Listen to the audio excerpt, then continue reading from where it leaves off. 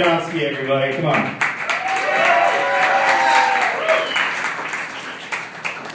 My name is Walter Lyng. I was really hoping that Santa would bring me a more ethnically appropriate name this year, but not in the cards, apparently. I did get some pretty cool gifts over the holiday season. What really took the cake, though, was this nice blow-up sex doll, you know, that I gave to myself. And yeah, you know, the Seduction Mega Boutique there out on the highway, huge Boxing Day clearance sale, had to get it, couldn't resist. I want to meet the guy that came up with the blow-up doll there, because it's such a strange concept. I figured this was a guy who maybe spent too much time hanging out at the public swimming pool. You know, maybe one day he's watching a couple kids bat around one of those beach balls, you know, and suddenly he's got a eureka moment. Hey, that beach ball sure looks like a lot of fun, but I wish you could fuck it.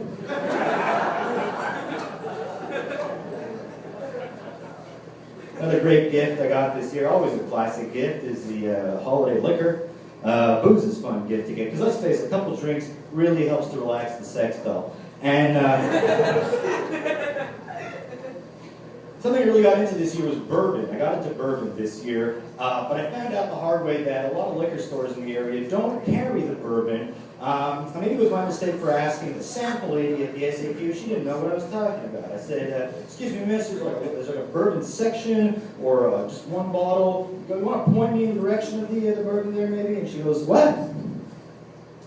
So a little more clearly, you know, I said the bourbon, miss. And she goes, huh? So I'm thinking maybe there's a linguistic issue here, a French-English thing perhaps. So like an idiot, I tried a different pronunciation of the word bourbon. I said, oh, the Bourbon, or, come on, just seriously, it's a liquor store for Christ's sake, where's the bourbon? I shit you not, she's standing like a foot away from me, she looks me right in the eyes, okay, and she cocks her head and she goes, gin? I'm like, what? No, not gin, not fucking gin, I'm standing right here, I'm opening my mouth twice to make the word bourbon, bourbon, bourbon, and this is your best guess, this is what you think I'm looking for right now, gin, this is what you think, gin. So I got really drunk on gin over the holiday season this year. Turns out it did the job fine.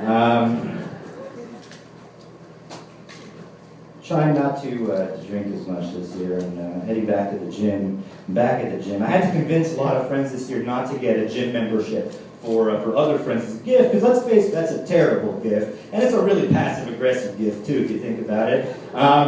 There's all kinds of terrible things that happen at the gym, things that I witness on a regular basis. For instance, I had to promise myself never to use the hairdryer in the men's changing room at the gym. Based on this little sight that I witnessed the other day, I saw a burly, middle-aged, completely naked man using the hairdryer on his ass. Yeah. Now I know what you're saying. You're saying, well, the hairdryer isn't just for the hair on your head, right? It's for everywhere. But let me be clear here. When I say he was using the hairdryer on his ass, I mean his asshole. There was like a leg up and everything. The cheeks were spread. He was really in there. I'm sorry. But now, two things race through my mind. One, maybe the guy's a genius. He knows everybody who's watching him do this right now thinks it's equally disgusting as I do, but they're never going to want to use that hairdryer again. All of a sudden, he's the only guy that has to use a hairdryer. No line, right? Smart thinking. I like this guy. Or, more likely possibility, this guy's got the naggiest spouse in the world. Okay, follow me here. I think maybe this guy was leaving his house, you know, letting the little lady know, honey, I'm going to the gym that you made me join for a couple hours. I'll be back soon. And all of a sudden, out of nowhere, from the recesses of the basement, comes a screechy voice. Don't you come back here again with the wet asshole! Last time you left rings all over the furniture! What I'm saying is, if you're going to get your friend a gym membership, get him a hairdryer too. Be a sport. I love getting DVDs of kids shows from my youth as presents. That's fun because I grew up in the late 80s, early 90s. You know, there was a lot of really good kids TV shows, and they took themselves more seriously too back then, right?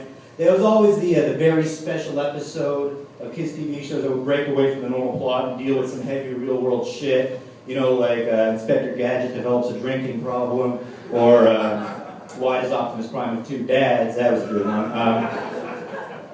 My favorite, though, was a standalone special called Cartoon All-Stars to the Rescue. Okay, and this was great because it had all the cartoons from all the other shows coming together. Have you seen it? Oh my God! All right, you're the first one. I assure you it's real though. Which was great. So you had your Ninja Turtles, Bugs Bunny, Alvin and the Chipmunks, the Smurfs. They all get together in this one special to help a troubled adolescent stop doing crack cocaine. Swear to God, it's real. It's on YouTube. She knows about it. She'll tell you later. Now, clearly the message is very simple. Hey kids, drugs are bad. Don't do them. All that I took away from this show, maybe I saw it too young, all that I took away was, hey kids, if you do enough drugs, you will eventually be able to meet all your favorite cartoon characters in real life. I've been high ever since. Seriously. I know a lot of people for Christmas this year, all they could have asked for was for pro hockey to come back, you know, and but I think that the lack of pro hockey itself is its own gift to the downtown shop owners here because, let's face it, they've had to put up with about 4,000 riots in the last year alone. And, I mean, you know, Montreal's a riot-prone city, but, you know, Montreal really not the only city that has to deal with riots. Vancouver had riot issues during the Winter Olympics, right? That's like the Olympics that nobody should riot during, really. But what Vancouver did to stop the riots from happening, they had like a bit of different mentality over there, is they closed down the liquor stores. They closed down the liquor stores to stop the riot from happening.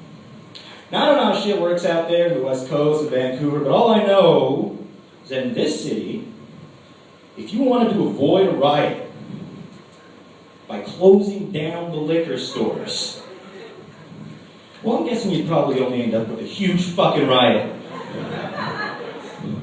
And then all you get is a bunch of unusually sober rioters, right? Whose brick throwing accuracy has suddenly gone way up? Which is really going to come in handy when you got to smash the window of the liquor store. I'm just hoping I'm looking for bourbon though, so we go. One of the greatest gifts I've ever received, not for Christmas, for any occasion, was this Barack Obama wristwatch. And I love this thing, I love it. And I was really happy when Obama won in 2012, got another term, because I want to keep wearing this watch. And now I can, right? Because it's still trendy, it's still topical, right? It's like this joke, kind of. And I love this watch, 2 reasons. One, I live with a strange day-to-day fear that people are just going to accuse me of being a racist on the street for no reason. Maybe mad. And I don't know if that ever happens, but I'm big to differ. Black man right on my watch. The real reason I love this watch, ladies and gentlemen, is I'm just hoping and praying for the day that I know will come when somebody will surely ask me what time it is while I have the watch on, just so when that happens I can pop out at them and be like, it's time for change!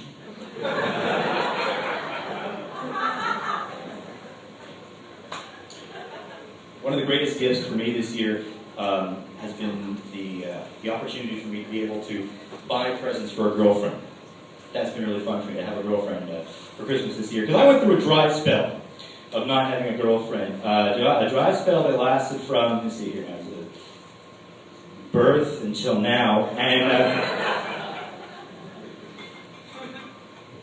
I did everything to try to get a girlfriend. You know, I'd dress real sharp, thank you, and I'd go out to clubs, the best clubs, you know, and for a while I even had a sexy look I'd use in the ladies, yeah. Sexy look, yeah. Well, you see, you guys know about the sexy look, right? You make a girl yours without ever saying a word, it's great.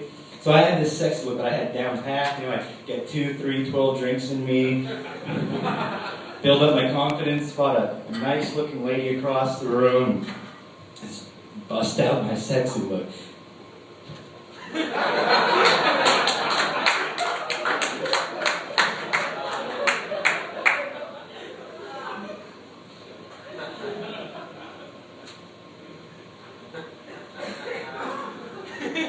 So I did that for a while, and eventually a guy I used to drink with a lot one night, he comes up to me and he says, Walter, what's with this look here? What's with this look you're doing right now?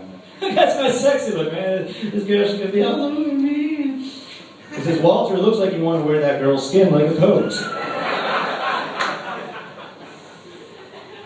As you can imagine, way worse when I forced her to ask me what time it was. Guys, thank you so much. It's been a great crowd. Please welcome back to stage